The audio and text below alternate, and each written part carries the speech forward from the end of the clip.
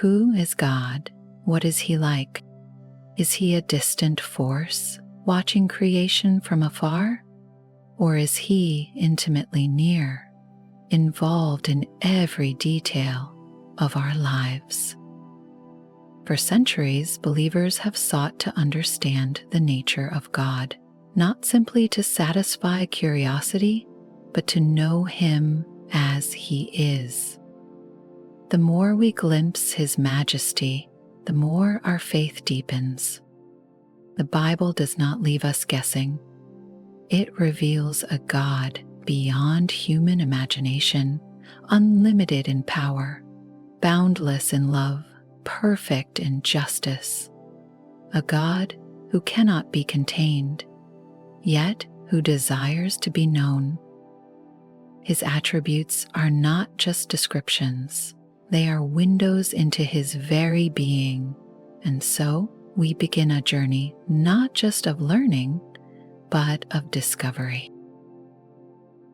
Long before the first breath of time, before light burst into the darkness, God was. He had no beginning, no point of origin. He did not emerge from something greater. He is the source of all that exists. When Moses stood before the burning bush, trembling at the voice that called his name, he asked a question that had never been answered before. Who shall I say sent me? And God replied, I am who I am. Not I was or I will be, but I am, unchanging, eternal, independent of all things. Everything else, oceans, mountains, kings, and empires, comes and goes, but God remains. He is the foundation that does not crack, the constant in an ever-shifting world. He needs nothing to sustain him. From everlasting to everlasting, he is God. The world is in constant motion. Kingdoms rise and fall. People change their minds, their allegiances, their hearts. The strongest fade with age.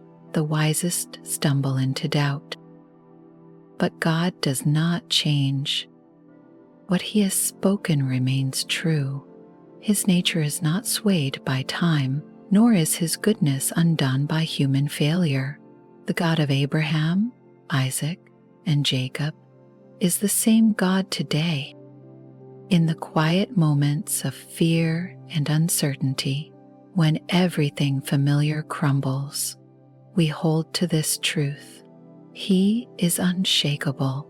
His promises are not empty words. They are the anchor in the storm.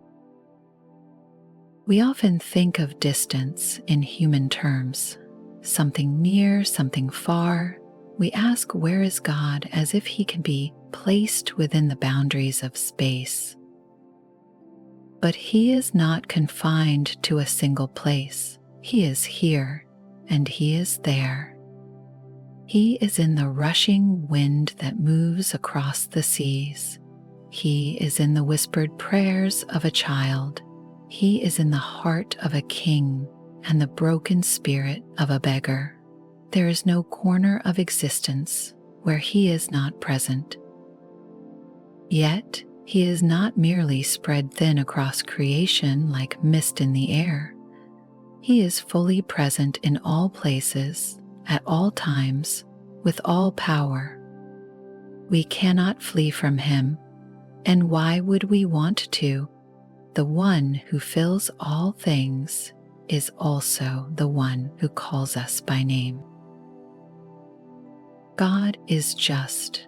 His justice is not like that of men, swayed by power or corrupted by greed. He sees all things clearly, with eyes that penetrate even the secret thoughts of the heart. Nothing escapes his judgment.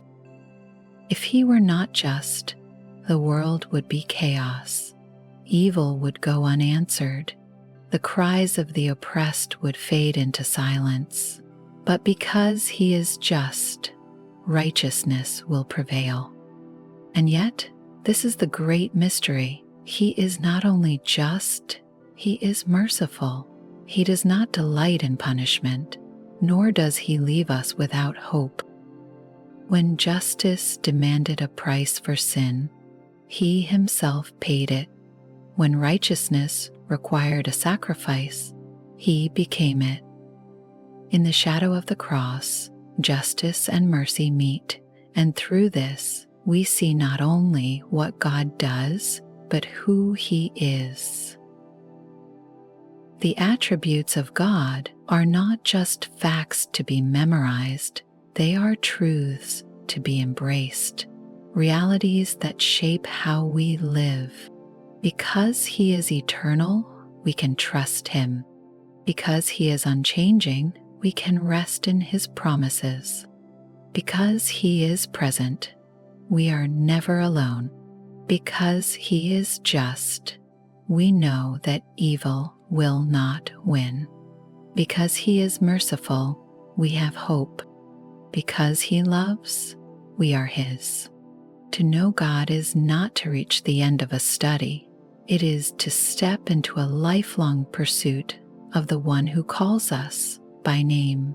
And so we press on.